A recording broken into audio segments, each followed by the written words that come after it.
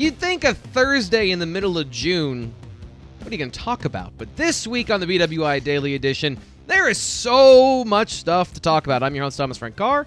That's Nate Bauer, our senior editor. He and I always come here about an hour every Thursday, and we have a conversation about what's on your mind with our mailbag show. That's what we're getting to today, but a lot of it, just so as a heads up, most of the show is going to be talking about NIL, because those are the questions. This time it's not Nate or I bringing up a topic on the top of the mind. It's on the top of the mind of our message board members over at BlueWhiteIllustrated.com, who get the majority of the questions on the show. So if you want to be one of those people and you want to talk about football stuff and you want to equal things out for next week, sign up for just $1. Get 12 months of access for $1. So you can get the inside information on NIL or Damian Robinson or whatever else we're talking about. We were talking about I was on a very fascinating conversation about electric cars. I learned a lot because one of our message board members, he worked in the industry, in batteries and things like that. I learned so much about that. I thought that was cool, and that's all you can get in the community at the Lion's Den. We're here for it. Whatever's on your mind.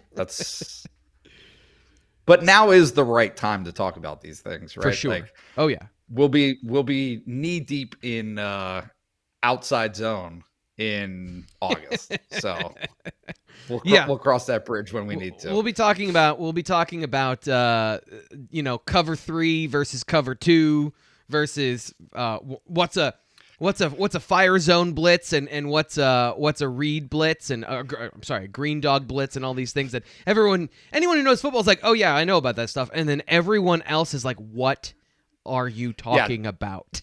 Yeah, just to clarify here, you'll be talking about that. I'll be listening and enjoying all of it. Yeah, we'll get to all of that this year on the Blue White Illustrated Daily Edition. But Penn State, I thought a little bit out of the blue. I was very appreciative of this, but kind of out of the blue was like, coaches are going to be available next Wednesday. Mm-hmm. So come over to Lash Building, and James Franklin will speak with everybody, and then all of the position coaches, all the coordinators, but Manny Diaz, who was not available because he was had a previously scheduled trip, they were all out there. And we talked about this on the Daily Edition in a quick recap afterwards, but I want to dig into some of the things that you and I learned yesterday that we didn't get to before we get to the mailbag. So what are some of the other nuggets you came away with from yesterday's media availability? Yeah, so I talked to 3 of the assistants. I talked to Phil Trautwein. I talked to Stacy Collins, who's the special teams coordinator. Props to the special teams coordinator, right? Like underloved, underappreciated special teams coordinator. And then Mike Yursich. And honestly, all 3 were enlightening, good conversations. I wouldn't say necessarily that there was right, like there are things that I kind of already understood to be true, but to hear them verbalize it was encouraging, I guess, to me. Right, Phil Trautwein talking about the handicap of not being able to hands-on coach. Yeah. Right, for the first year, 14, 16 months of his tenure at Penn State, and what that did, what the impact was of that. Kind of a little bit of a look back and a look ahead for him. Yeah. About what the offensive line has been for the last 2 seasons, what he anticipates it becoming. He's a modest guy, right? Like, I mean, and if I could talk about one theme through the day, it was this undercurrent of, hey, we've been put in our place a little bit over or humbled, I would say, over the last couple of years. And so, like, Mike Yursich is a confident, cocky kind of guy, right? Yeah. Like, he was, like, contrite isn't the right way to put it, but yeah, like, kind of like, hey, that knocked us back a little bit, but confident that things are moving forward. So yeah, I thought it was a productive day, and a good check-in for this time of year when, right? I mean, like, we don't necessarily have access to those assistant coaches until weekly teleconferences during the season. Yep. So yeah, great to check in, great to kind of get their insight, and what they're thinking about as summer is here and preseason camp comes on quickly. How about you? Well, I spent the first half. We tag teamed the Mike Yurcich interview. I spent the first half over there, and here's what I really like. I like that. Like I let me put it this way. Mike Yurcich, if you want to ask him a question, he's going to be interested in answering.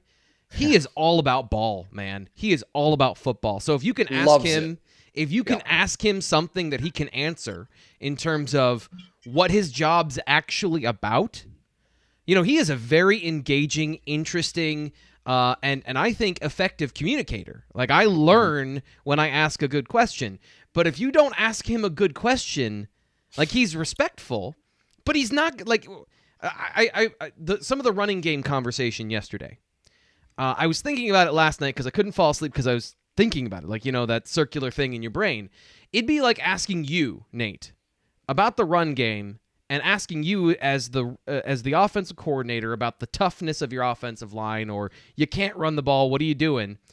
Without asking a specific question about something that actually involves his job, like toughness or strength or something like that. You're asking a writer, hey, so your article wasn't good. Why did you use that font?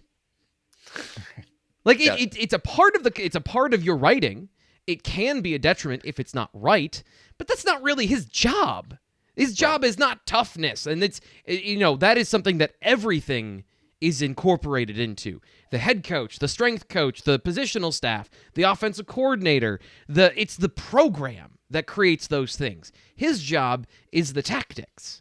And I think that's the disconnect with a lot of coordinators and a lot of position coaches is like, some guys love giving you non-answers. And if you ask them something like that, they're going to give you a very long answer that has very little in it because that's what they want to do.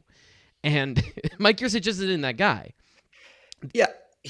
I mean, first of all, and you are being very respectful about saying this. He's a tough interview. Mike Yurcich is a tough interview because if you're not on your P's and Q's, he will expose that very quickly. Right? Like, I mean, it is a little bit of a sparring session when talking to him in like the best way possible. Right? Like, I mean, it's not talking down on you or you talking down on him. It's simply, hey, if you're coming from a place that is not, if you're coming from a place of more than him about the game that he spends 80 hours a week, right? Like, right. It's not going to go well for you. Like, that's just bottom line. And so what's helpful for me as a questioner and as a journalist asking these questions is, look, there might not be a good way to battle back and forth about what I think versus what he thinks. Sure. But if I can ask, hey, just what do you think? Right? Like, okay, like forget what I think about the balance between the run and the pass. Tell me what's important to you. Tell me what you're prioritizing as an offensive coordinator. Like, what should I be looking for? What should fans be?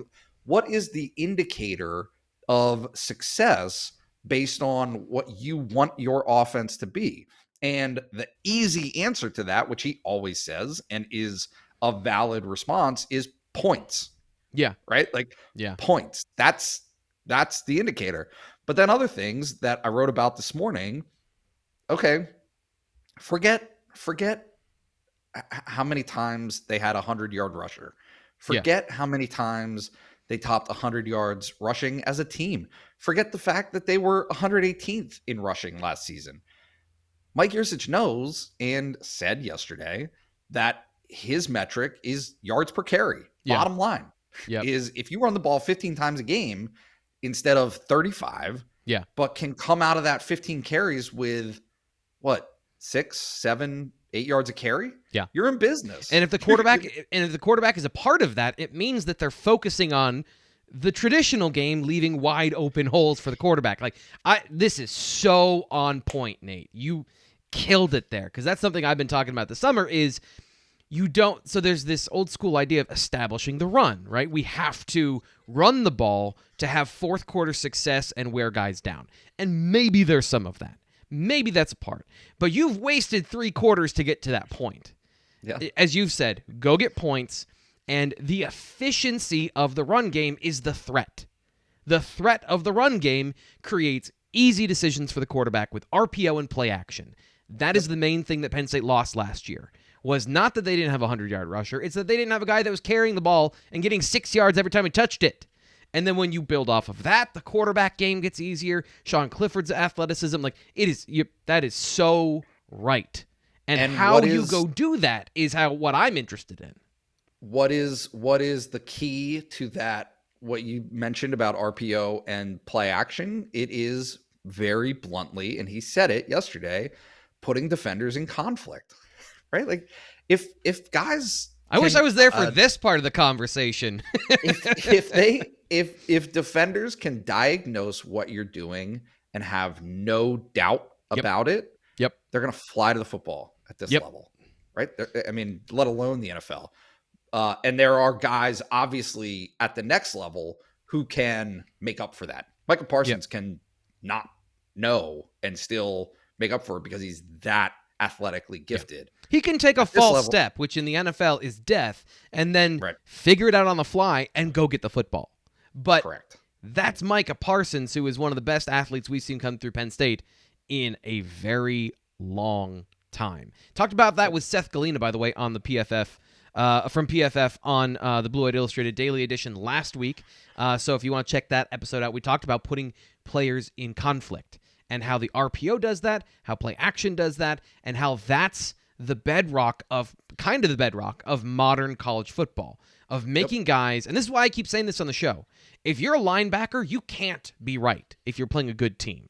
You just can't be, because as Seth put it, you can't be in 2 places at once. So I want to get to one other thing quickly, because we always get lost in these conversations, and I forget to get to the mailbag. Oh, time's up. This is something that people have asked me over at the Lions Den message forum about the receivers. Why doesn't Penn State have their big X receiver anymore? They don't have a Chris Godwin, who is 6'2", 6'3", 215 pounds, and is that physical presence. And I asked Taylor Stubblefield about this previously when he was talking about the recruits that were coming in. They're all of kind of the same size, fast, athletic, but not a lot of size. And he pointed to the NFL and saying the trend is really in that sweet spot of 5'11 to 6'1. And I asked a bad question. I said, this offense puts a lot of pressure down the field vertically on the outside. And he's like, I don't know if I agree with that. Because the idea is line Jahan Dotson up outside or inside. Doesn't matter. He's got the athleticism and the physical ability to run from the slot or from the boundary. If you can be unpredictable, going back to what you said of putting players in conflict and not letting them know what's happening, you have an advantage. So a guy that's 6'3", he may be able to be a slot receiver, but that guy's super rare. But a guy that is 6'1", 5'11", somewhere in there, he more likely has the agility to run good interior routes and the physical ability to get off press, get down the field, and be a presence at both places. So when it comes to what they're looking for, the ideal body type is not 6'3". It's that ability and what you're asking of them. How do they execute that? So that was one of the other nuggets that I pulled away that I thought was super interesting and will help going forward when it comes to evaluating players and whether or not they're a good fit or they're a good prospect. The cough drop is not helping today for some reason. So let's get to the mailbag. Do you have anything else before we get there? Anything else that you thought was interesting? No. I mean, Stacey Collins, people who know me and follow along at this point will appreciate this. I talked to Stacey Collins about golf. Not him being a golfer, but actually there is some interesting stuff there. Okay. Well, you are the interesting stuff there. You're our special teams expert now. I'm bequeathing that upon you. You are the man who's going to understand kicking and punting better than I ever will as an avid golfer. So when we come to special teams, I'm going to start asking you the questions about call me, buddy. Swing. I got you. About mental reps, all that stuff. And if you want to ask, go ahead. I was just gonna say there's more parallels than people realize. And if you want to get one of those questions on the show, BlueWhiteIllustrated.com is the best way to ask your question on the Lions Den message form. I do solicit some questions from Twitter as well. So if you check out usually Wednesday nights at Thomas Frank Carr on Twitter, I'll put out the call for that. You can see my weekly lame GIF that I throw up there to get your attention. You can get one in there. But if you want to ask Nate about his golf swing and how that equates to Barney Amore being a better punter, you can do that there. Or sign up at BlueWhiteIllustrated.com for $1. Be on the message board. Get your question in on that thread. Starting out with Pocono 570. What's been the consensus opinion on the newest arrivals so far? And the consensus opinion I got yesterday, Nate, was there is no consensus opinion. They're new. We don't know quite yet. Yeah. It's very, very, very early in the process. James Franklin talked about Abdul Carter and how he arrived, I think, on Sunday, but yesterday was literally his first workout and his first opportunity to kind of test. And so I will say the Hunter Norzad, right? Who were some of the other guys that he mentioned yesterday? Players that have Damian Robinson. That was the one that we got I think the most feedback on was Damian Robinson, because as James Franklin always talks about, there's a previous relationship there. Yeah. No, but the only thing I was going to say is they've done the testing part of things. And so there is I'm always in conflict about this, because sometimes I think that it's given too much credence, and then other times I think that it's not given enough credence. But literally, are you a good athlete? Right? Like, can you test well? And so when the first real impression that these guys make is by their ability to test, and then they test well, it's a jumping off point. It's a good place to start from. So yeah, I mean, I think that that's a big part of it. And the impressions that those guys gave yesterday in terms of assistant coaches and James Franklin was positive to that end. Yeah.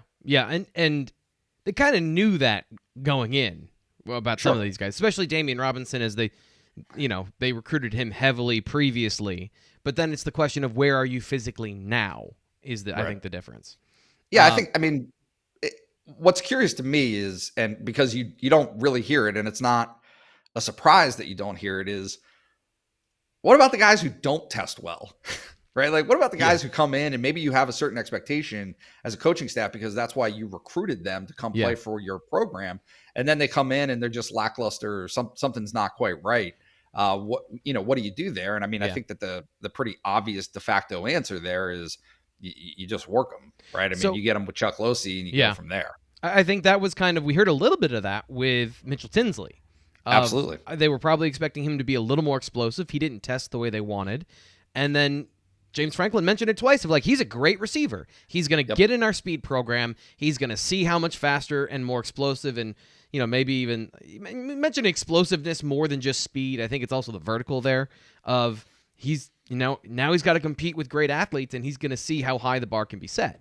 So that's a very good point, and I think a very interesting conversation you bring up of what does happen, because you don't normally throw guys under the bus. Like, you're not going to be like, oh, wow, we made a mistake here, because they're in your program now. So we're starting in probably not the best entry point to this conversation about NIL, but this is the order they went in.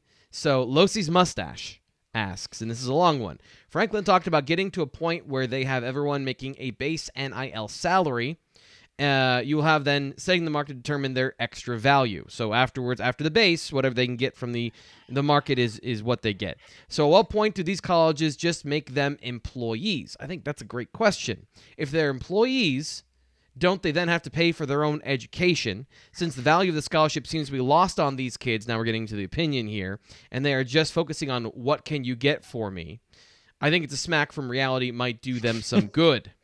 So Losey's mustache is stern today. There's some extra beeswax in Losey's mustache. Nate, what part of that do you want to address first? Because there's multiple layers to it. There's the interesting part at the beginning, and then the stuff at the end. I want to take on all of it. Okay. But I'm gonna start at the end, okay, and be brief about it, but blunt. If the NCAA had given ground even a little bit of ground along the way, none of this would be happening, right? Like none of this would be an issue. They would have been happy to have been subsidized on top of their education to the tune of what, 20, 30, $40,000 a year, anything in that range.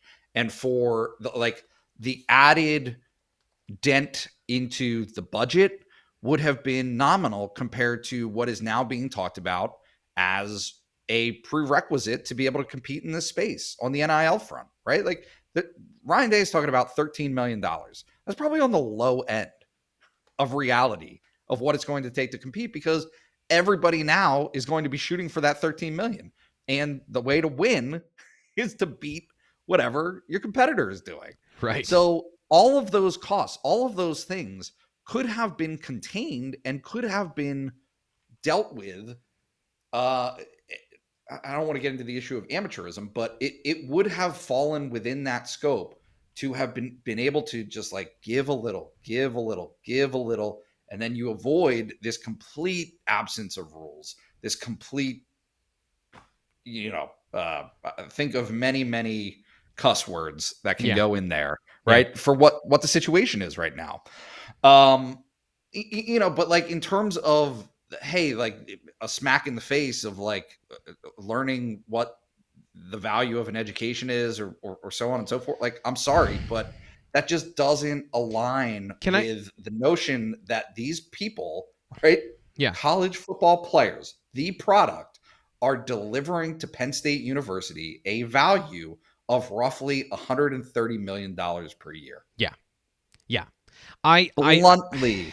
Let's get a little more blunt, because let's act in reality. So the cost of an education, and now we're comparing athletes to regular people, and how all of the students that have to go to school have to pay this exorbitant amount of money to go to school. Why is that, Nate? Why do we have to pay $200,000 to go to higher education? There are rules and systems in place that allow you to borrow money, an undetermined amount of money. So colleges have decided, we're going to up the value. We're going to always have construction. We're always going to be building. We're going to compete with other universities, just like the football program is, to offer you more opportunities, and it costs more money.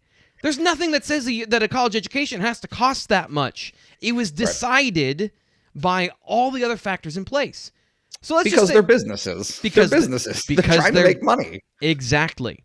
And they can, because of the way student loans work. So if you solve that problem, then and this is really what I'm getting to.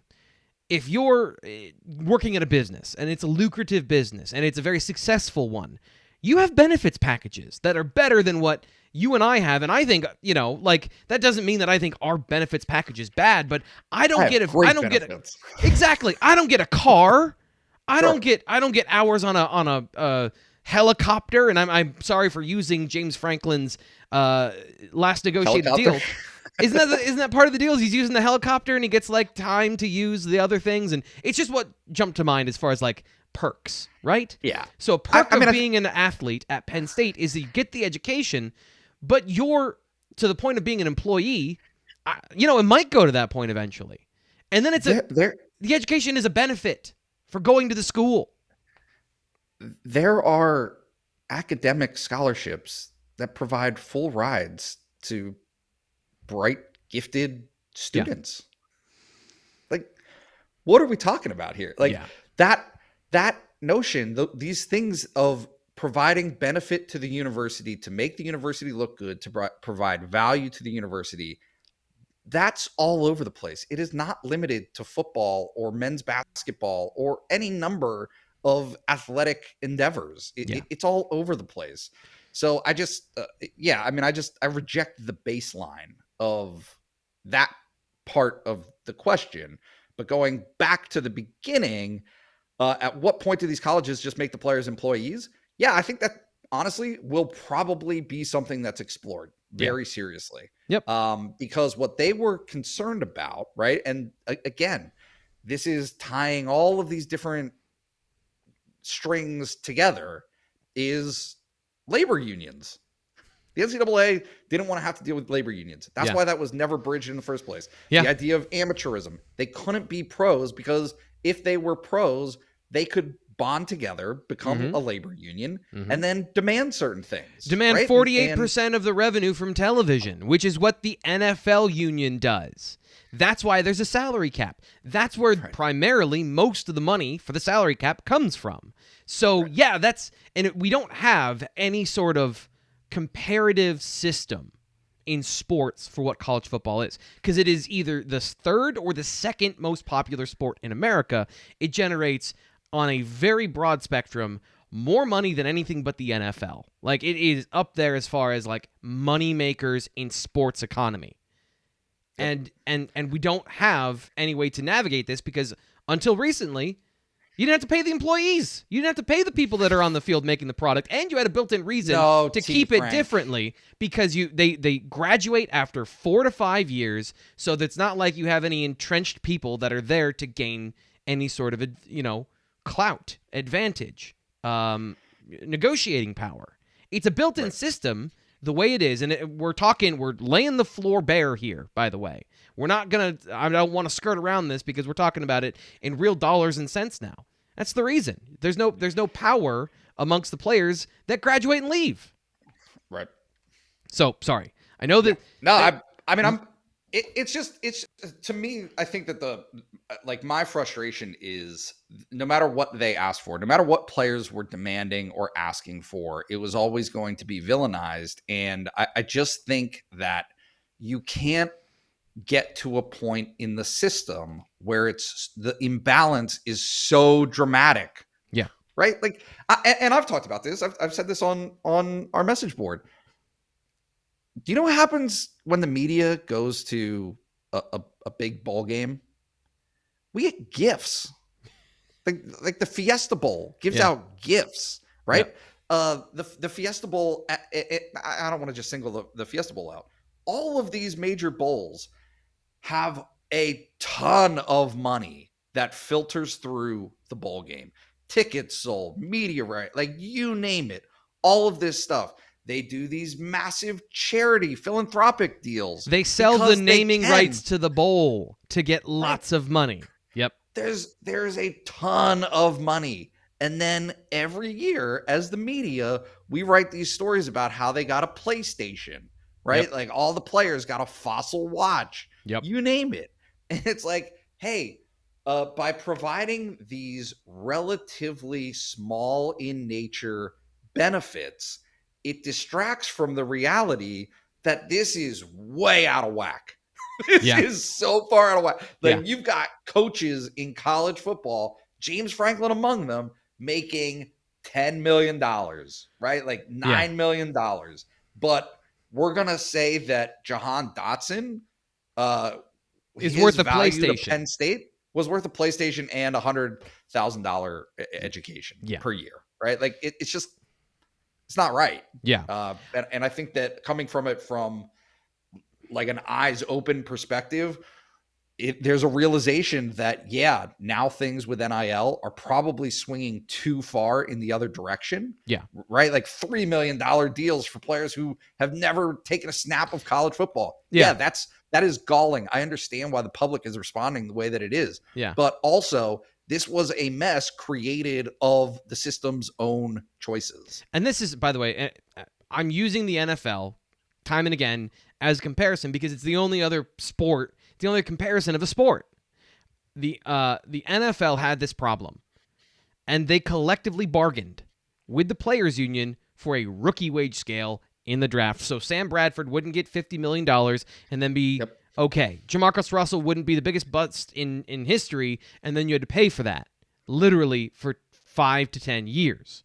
So, again, every market goes through these things. It's just the NFL is paying their players early in this process, and as the money exploded from television, because we freaking love football, and everyone watches it all the time, even Tuesday at 11 o'clock at night, that's what's happening. Like, we care so much, but anyway, because we can get down a rabbit hole of television and how this started to where it is now, and it's just, we're here now. So G418 asks this, and it feels like a genie in the bottle sort of situation. And I think you answered this already, but regarding NCAA and the NIL, are they essentially powerless at this point due to individual state regulations, or is it a combination of that and a lack of interest on their part to regulate? I'll fill in that part. Will it take a federal regulation to find a solution, television networks that can no longer sell the necessary advertising to fuel the same team, or a complete dismantling of Power 5 teams and conferences? Seems like a no-brainer that the current state of college football has some sort of shelf life. Also, any early thoughts on Auburn? So I think that advances the question of, like, we kind of got to it before. Yeah, the current model in college football, this is unsustainable. The NIL situation right now is unsustainable unless you just want to have unfettered bidding for players, which some people that are free market capitalists would love. Like, that's the idea. Until it's not your team. Right. You know, is it not sustainable? That's the question. I think. I would say that it wouldn't appear to me as though it is, but then there's 32 owners of NFL teams, right? There's however many owners of NBA. What's the NBA? 30? 32? 30? I don't know. Okay. Point being, there are owners out there. People like this. They like to make money. Right? And so at what point does the college football system become a privatized league? Of sorts, right? How do you? Because I was thinking about this. How would you sever it from the university? Because it's so integral. It's so integral to the university. The university owns the team. Is that right. So yeah? But I mean, the whole thing is ridiculous, right? I mean, right? Like, why is higher education in the United States married to pro football? Yeah. Right. Like, I mean, that's what Lane Kiffin called it, and he's not wrong. Why is that the relationship? And so certainly I think to the question, there are questions about, are there going to be universities that say, you know what, we're not going to be a part of this, right? We're willing to go so far. And, you know, look, to put it in terms of the SEC's values versus those of the Big Ten, I think there is or are some stark differences. Okay. Right. Like, I mean, I don't think that it's out of line to put it in those terms of, the SEC has no problem with that because that's what they do. Football matters. That's what they do. They have, there's no inhibition there in terms of having that marriage. Whereas you see it in the Big Ten with the Pac-12. And the Pac-12, and to a certain extent, the ACC. You see this conflict, this struggle that's happening of trying to figure out what the identity is and what it can be or what it should be between an institution conceivably of higher learning and pro athletics. Yeah. Right. Like, how do those two things merge? And do you want to be a part of that system? Because again, bottom line is, if it matters for the Big Ten, for instance, to win national championships in football, then you have to be willing to do the things that the SEC is doing. Yep. Otherwise, and we talk about this with Penn State all the time, otherwise just change the standard, right? Yeah. Like change it so that you're competing with like-minded universities. So when the SEC talks about, hey, we're just going to do our own playoff, like as a floated idea, it sounds ridiculous, but it's not. Right. And it could be the future. So this is the problem, and this is going back to the question, and the part of it I think is interesting is the dismantling of the Power 5 teams and conferences, and where's the NCAA's role here? The NFL has a commissioner. They have an umbrella organization, the NFL, with 32 individual entities, and it is in their mutual interest to work together and not compete. In college football, you have the Power 5 conferences that do not have an umbrella organization that has any merit or power whatsoever in the NCAA. That was neutered by the Supreme Court. And that Correct. introduced all of this chaos. There is no umbrella organization keeping anybody in check or leveling the playing field or keeping anything equitable across the country. And there's 65 teams. There's not 32. And that's all of these problems as you're trying to find a path forward of, is it pro, is it amateur, is it something in between? The in-between always has more gray area and loopholes. And until there is some sort of governing body, there is some sort of agreed upon rules system, a new agreed upon rules system, the expansion of the diversity of all of this stuff is going to continue. Of from competition level, as you mentioned, funding, all of these things are going to continue to expand because there's nothing keeping them in check. So psych him for a palate cleanser, and I'm sorry, we're like 35 minutes in. We got to get to some questions. Psych him asks, when you look at a young player like Damian Robinson, who played linebacker at Maryland, but you see a better suitable defensive end, what skills, size, speed, agility are you looking at to determine if a player would be better suited for linebacker or defensive end? And he says, I don't want every question to be about NIL. So he's asking this one. He understands it's important, but like football. So Nate, I've done that joke too many times. What do you think? No, you say. So, frame is an important thing to me. It's not where I should start, but when I watch Damian Robinson on film, broad shoulders, I think a wide carriage to add weight to be 250 pounds. I think he's got a defensive end body. But if you're that size, that's also, I think, in a similar way, and why a lot of people looked at Brandon Smith as a guy who could play defensive end because he's wide. He's got this broad setup, but because he was so fast at that size, he didn't have to get to 250, right? He could be naturally big at 235, 240 pounds and move like a linebacker. That was, I think, what Maryland's calculation about Damian Robinson was. But when I watch him burst around the edge, and this is really what it is to me, is he has an unnaturally fast first step. He's explosive beyond explosive. He's more explosive, I think, than Dennis-Sutton. Now, Dennis-Sutton, and this is just comparative of their skills, it's not critical of either player. Dennis-Sutton has good explosiveness, good first step, and the power, length, and technique to be a great pass rusher and to be a great run all-around defensive end. But Damian Robinson has next-level speed and bend around the corner. And when I see that, I want to develop that as a pass rusher because that's a more important skill than a linebacker. Now, the idea with the Micah Parsons comparison and what James Franklin said yesterday of kind of a hybrid linebacker defensive end is, what if you can get both out of him? What if you can get on early down run stopping another defensive lineman on the field, essentially? And then on pass rushing downs, you can choose what to do with him. I thought Maryland was making him too much of a coverage player. And I don't know that he has the Micah Parsons freak athlete can do everything skill, so I want to deploy his resources most efficiently. And to me, that's add length, add strength, add muscle mass to his frame, make him a pure defensive end, make him an Odafe Owe. I think that's his best skill, and that's what I look at, the differences and comparisons. And I don't give a crap about outside linebackers because it's about your job. So 3-4 outside linebacker, 4-3 defensive end. We have this conversation all the time, making the puppet head movements. What's your job? Are you primarily going after the quarterback, or are you primarily in coverage? That determines whether you're an edge rusher, which encompasses all players that line up on the edge of the pocket and attack the quarterback, or are you a linebacker? And I know that, pure football guys are going to be like, oh, there's a big difference. Sort of.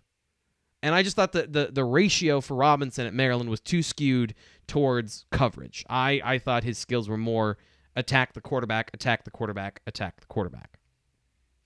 AK 1967 asks, back to NIL. Explain how to contribute to NIL. Many want to contribute but need clear direction. This is the thing, Nate, of we don't. This is all new. These are all new organizations that are being developed. Let me refocus the question because there are currently 3 for Penn State. And I don't even know for sure off the top of my head what the third one is. It's the Nittany Commonwealth, Success with Honor, and then there's the Chamber of Commerce in State College has one, correct? That's the third one? Happy Valley Talent. Right. So that's confusing to start. So how do you focus these efforts, and how do people know that they're not throwing their money into empty well or to a pyramid scheme? Yeah. I don't know. Yeah. Right. I mean, it's not, and I would not feel comfortable with this. It's not my role to advocate for one over the others. Like, I don't know. I'm not. Let the market decide. Yeah. Well, no, I mean, I would just say that it's a disadvantage to Penn State that the situation is what it is right now, because if people don't have a clear understanding of which one has, like the support of Penn State is kind of the wrong way to put it. Right. But to not say that is dancing around the reality. Right. And so Penn State currently has not even dog whistled that, right? Like, it hasn't been even a, hey, this one right here is that's the one that we are most familiar with. Certainly I think that you've seen Success with Honor as having the most notable, and we talked about this, T. Frank, having the most notable brand name, recognizable Penn State figures behind it on its board, and are kind of the faces of that. But it just hasn't been clear. And I mean, I guess that's kind of the issue, right? In terms of where Penn State is from an NIL perspective is, hey, we're coming up on a year of NIL, right? Like, in terms of the culture, it's been here for almost a year. And Texas had something right off the bat. Clemson, Alabama, right? Like, all of these different places, Texas A&M have had these organizations that have been up and running. They're practiced at it. They have ironed out the kinks. They're steamrolling ahead. And June 9, I couldn't tell you which one Penn State even has its money on as the leading horse, right? Of like, hey, this one's the most efficient. This is the best way to distribute this money. This is where everyone should align behind. And so if I'm saying that as the media, certainly I can understand, and I'm paying attention. Yeah. Right. Like, so what are fans supposed to think? So AK 1967, I apologize to you, but that's part of the issue, is that the messaging for Penn State has not clarified that, has not made it even understood through outside channels where that should be headed. Yeah. So I don't have an answer. Yeah, and the problem is it comes down to your personal dedication to go find the information. And we've done our best. I've reached out directly to one of the NIL companies to have them on the show and explain what they are and what they do. But if you want to go donate to these things, you have to go find them. You have to know what their names are. You have to Google them. You have to do your research. You have to be comfortable with it. Then you have to decide if you're going to give your money to this place. And that's like, they always talk about, attrition when it comes to spending money. Of credit cards, there's less attrition than when you physically hand somebody cash. It creates pain when you actually give away your money. But if you're in a situation and there's all this attrition, same thing with a cart abandonment online of like, you fill up the cart. I did this the other day. I bought some equipment for my camera, and then like there was one barrier of like, your address is wrong. I was like, I don't need it anyway. So I just left it. Yeah. You got so many barriers for Penn State fans to keep their money in their pockets right now and not donate to the organization because of all that stuff. So that is a huge problem. I normally have fun with these screen names, but I don't even know what to do with this one. Dramon. He wants to know. Dramon? Dramon? I3I. No. I don't know. Go ahead. Whatever. Sorry, I don't know how to read your screen name. My apologies. To what extent do you believe the fan base's squeamishness towards paying players has affected Penn State's ability to roll out a coherent, strong message for NIL? Do you see that the fan base and the lack of willing boosters being a limiting factor to keep Penn State from competing on a national level? This has been weaved throughout the whole conversation back to Losey's mustache, who basically said he's not on board with NIL by the way his question. So is this, put a finer point on it for us here? Yeah, I don't think that you can know until there is a coherent message. And I think that is the fundamental issue at hand right now is, look, if you roll out a slick, well-organized, backed by legit people organization that Penn State has signaled knowingly, right, that it is behind and happy to work with and is backing, and people don't donate to it, okay, you shot your shot. Right. It just, okay, there's no appetite at Penn State. That's it. And so you do what you can and go from there. But that hasn't been the case. There hasn't been a coherent message. There hasn't been a slick rollout, right? I mean, I think certainly when Success with Honor was launched, it appeared to be the most organized. Yeah. But where is it? Like, right. I don't. So let me it's not front of mind. And I think the problem is James Franklin is talking about NIL at this press conference yesterday. Yep. That's fine.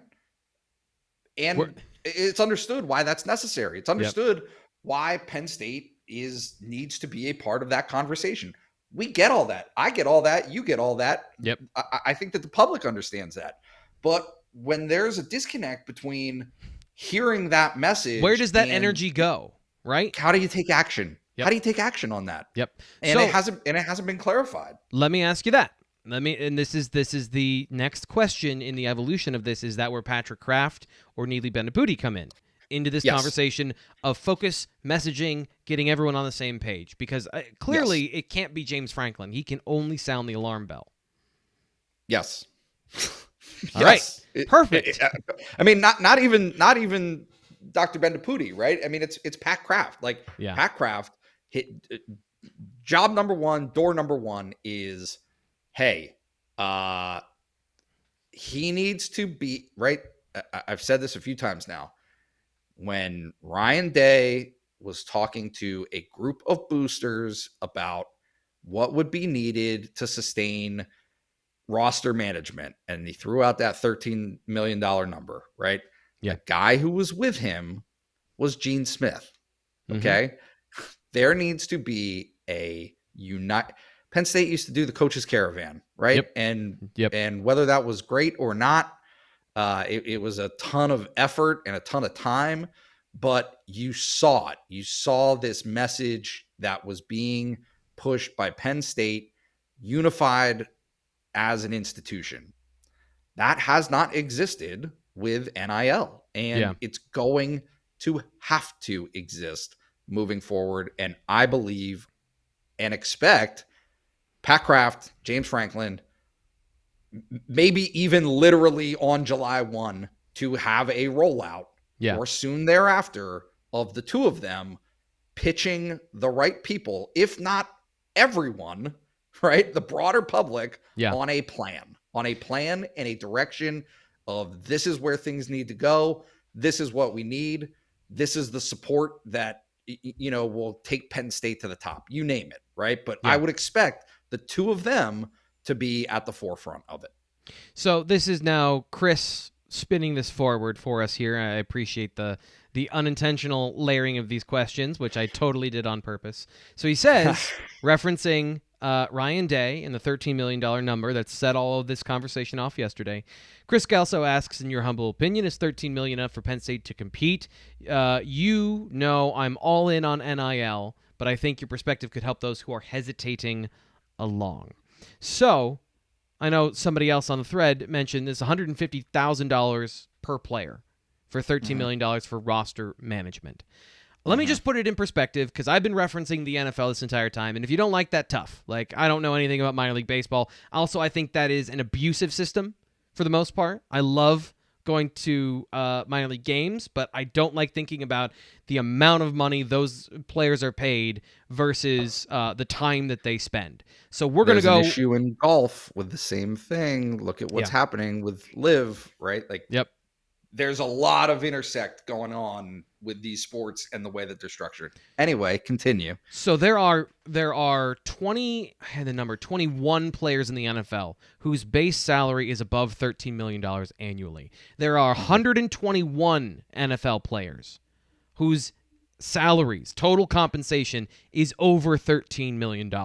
So if you're asking me, in the competitive sports world, and college football is not on the same level as the NFL, and nobody is, $13 million is reasonable. To put it in perspective, if you want the cold, hard reality. By the way, I don't have any problem with this stuff because I grew up a fan of the NFL. The salary cap was always a thing. Talking about money does not ruin football for me. It doesn't take the soulless thing. I do this for money. Nate does this for money. You do your job for money. We love our jobs, but we do them for money. So you got to do it because you love the Commonwealth of Pennsylvania. Oh, please. Where's your pride in Pennsylvania? I love this state. I do. But you know what I love about Pennsylvania? It's not Texas that always has to tell everyone it's Texas. It's just fine to be a Pennsylvanian. It's just fine to be here. We like it here. It's not too hot. When the earth burns up, this will be the last place that it happens. But, like, I don't care that much about the Commonwealth and the esprit de corps of Pennsylvania to work for free. So anyway, $13 million is a reasonable number in my opinion. And furthermore, I think that if you were to look at the way the NFL does it, where you have collectively bargained 48% of shared revenue, which is mostly TV deals. And the NFL, I looked this up. I apologize for not having the number in front of me. It's, I think, in the hundreds it's like $87 billion over 10 years or something like that. So we're into the multiple billions of dollars a year. And this is, again, where there's no umbrella organization tying these Power 5 conferences together, but we've heard for months now that the Big Ten is going to get $1 billion media rights deal. That's split 14 ways. So there's your base for what to calculate off of. And I did it earlier this year. It was $35 million if you wanted to say in the same revenue sort of sharing. I'm terrible at math, so maybe that's not correct, but like it's somewhere north of $13 million if you were to use the NFL model. So $13 million is a modest number.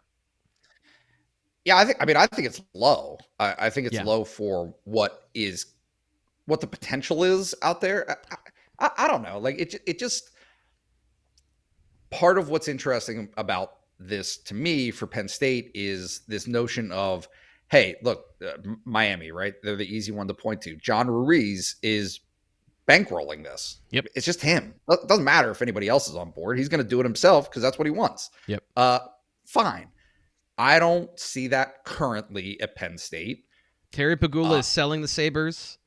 They're building a stadium. I think he's fine where he is, from what I can tell. Yeah. Yeah. So, not to say that there aren't others out there who could probably do it or something close to it. I think that there are, but that doesn't seem to be the way that stars are aligning, which is why, when I think of 13 million, it's like, okay, well, if you're asking two donors to shoulder that every year, then sure. No, it's probably not reasonable. Yeah. But if you're talking about how many people come to Beaver Stadium every year, right? Yeah. And are willing to shell out, what are we talking about now? $80 to get in, right? When you talk about the fees for season tickets, like all that stuff. Yeah. A ticket. And so if they asked for or were able to harness the power of $100 a year donations, right? The same stuff that goes to the Nittany Lion Club. Yeah. If you were able to harness that, is that going to change? 13 million. Is that going to change? Maybe where they're asked to donate instead of donating to the university, maybe they can't do it directly, but donate to the NIL collective or to this particular fund that is legally allowed to go to the players. Yeah, I mean, I think it is an inherent conflict that maybe what you're going to see is, and like I would have to look at the numbers. I'm at this point speaking unintelligently about this because I don't know the specifics. Yeah. But if you have to swap your Nittany Lion Club donations for the increased revenue that you're getting from the new TV deal, right? And that whatever those whatever those yearly contributions to Nittany Lion Club are, and you say, hey, you know what, I mean, this is ridiculous when I say it, but like, we're shutting down the Nittany Lion Club. Doesn't exist. Or Yep. the Nittany Lion Club now exists as an NIL collective. Like, that might be the trade that you have to make, right? Or that you have to be willing to live with of, hey, Nittany Lion Club and the things that it supports are not going to be the only game in town in terms of financial contributions from donors that directly impact and have a direct ramification on the success or failure of, Penn State's athletic programs.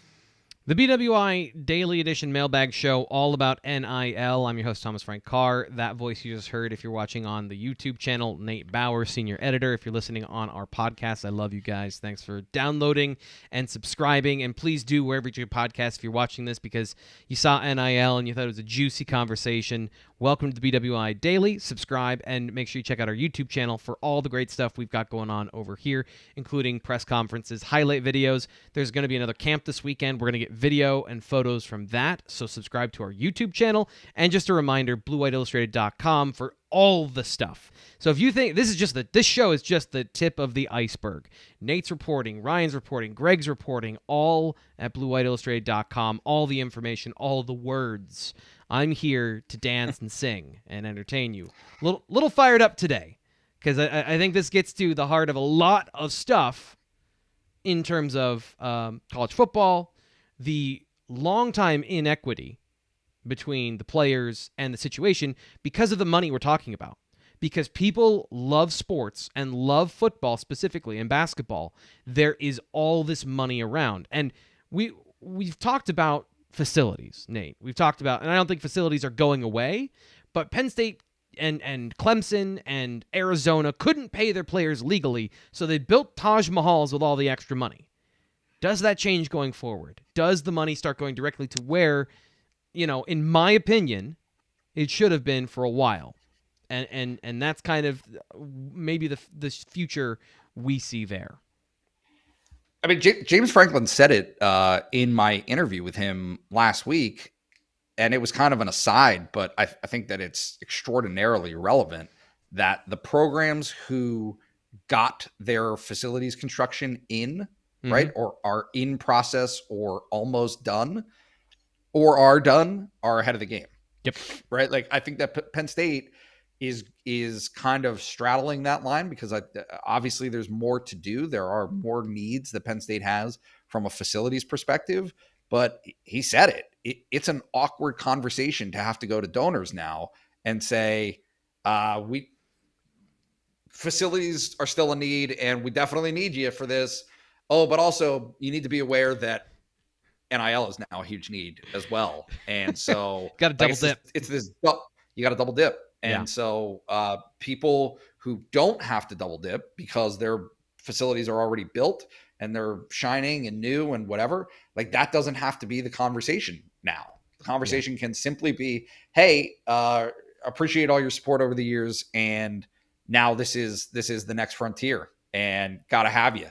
Yep. Need you behind us. So yeah, it's tough. Couple more questions here on the mailbag. Pete, PA, or as my dyslexic brain says, Petipa, asks, can Micah and company land some... There, I finally got a laugh making fun of or having some fun with a name. Can Micah and company land some 2023 commits in the near future, or will there be early calendar 2023 before we can expect some? Nate, you are the guy to ask. Who do we have a legitimate chance of landing, asks Pete in PA. Yeah, it's a tough one. I think that the immediate concern for Penn State basketball fans is and should be, well, first of all, I'll say who is relevant, right? And to me, that's Kerry Booth, son of Calvin Booth, who is he's kind of a stretch center, stretch 4, 6'10", pushing 205 pounds, something like that, who is in play, right? Visited Penn State, is interested in Penn State. Is the timeline on that soon? of him making a decision? I don't think so. I think that he's got other visits lined up and other things that he's planning to do on the recruiting trail before he comes to a decision. And that is kind of the hang up, is my sense, what I have right now in terms of guys that Penn State is involved with. I don't think the timeline is real immediate.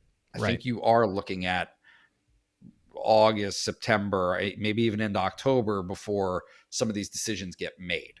So that's kind of the first thing. And then the second thing is Devin Royal, who Penn State has been involved with from the get-go and has a great relationship with, just a really strong position in recruiting. Devin Royal has blown up. He is a superstar now. He was On3's player of the tournament, right? For this Pangos tournament that they just had in Las Vegas. I mean, he is just as big as it gets in terms of fast risers. So he went from a guy who was not ranked, right? Like kind of on the fringes of being ranked to, I mean, he's going to be a legit top 30, top 25 kind of player now. And so if you're Penn State basketball, there's a duality to it, right? Because on the one hand, you saw this talent first. You nailed it. You knew it. And, really heavily invested and did all of the things to establish that solid relationship. But, on the backside of it, hey, it's a tough spot for Penn State because Penn State isn't a program that traditionally does well with top 25 recruits. Love you, but I'm going to wherever. Correct. Love the relationship. Love the relationship. You're the best. It's like so great. And I really appreciate that. But Duke called and they're pretty good at basketball. So going through a couple of these questions, I think we covered this one from Stephen Lisko. Besides success with honor, what else is taking place for NIL? Hopefully we answered that question for you pretty efficiently there, Stephen. Travis asks, with NIL and the transfer portal being front and center, do you think it will start to have an effect on the number of guys getting drafted from smaller colleges as better players transfer to bigger schools for better NIL deals? Just curious. It depends. What's Jackson State working with? Right. Where is that where Deion Sanders is? It is. Yeah. And I think that my question is actually kind of the reverse, right? I would just flip that and say, yeah, there are going to be players right now who want to pursue that and find themselves having this great opportunity with NIL being at the forefront. But where does it exist of programs that aren't blue bloods and that aren't big time saying, hey, we the resources are not there to do a baseline salary, right? For lack of a better word, to all of our players. Yeah. But there's a linebacker that we love, and we are going to muster up every penny that we possibly can to pay this one guy $500,000. Should have made it a corner. Say, well, yeah. And Penn State's going to say, okay, a corner, fine, whatever. Right. Sorry. No, just relevance of position, just like the value on your dollar for a linebacker, as we said earlier. Totally. Go get yourself a corner. Point being is those guys might end up being the highest bidder. Yeah. Right. So I would think too that location's important. So does Temple, being in Philly, have more businesses and more cash on hand? Does Pitt have an advantage being in Pittsburgh versus Penn State being in State College? Now, Penn State has been able to, I think, leverage both cities for a long time being in the middle, but from a direct business relationship standpoint, does that matter? And are there other schools down south with one random, very, very rich donor, as you pointed out, that can give you the money to go portal shopping? But I think on the flip side, this is what I said earlier, and this is why I think I wrote about this earlier this week with Hunter Norzad. It's important that you identify players in the transfer portal, and it's a conversation I had with about Arnold Ebiketie with John Scott Jr. about, you have a reputation now in the portal that you can get guys to the league. So Damian Robinson is here because of all the stuff in recruiting and loving the program, loving James Franklin, loving the everything. But he's here because Yetur Gross-Matos was a second-round pick, and because Adafe Owe was a first-round pick, and Arnold Ebiketie was a high second-round pick, and these guys are going to the league with a lot of fanfare. So they've got something going in the portal. And I think as long as the NFL gives you more money, there's a destination at a school that you know is going to get you there because you've got the skills, they've identified you, and they can give you the platform and the tools to get there. Having an offensive lineman get to the league, having Hunter Norzad get to the league, helps with the transfer portal, irrespective of NIL. That's going to be, I think, for younger guys, but there's still going to be a market for, I need a good coach, I need a good situation to catapult me into the third round if I'm a lineman.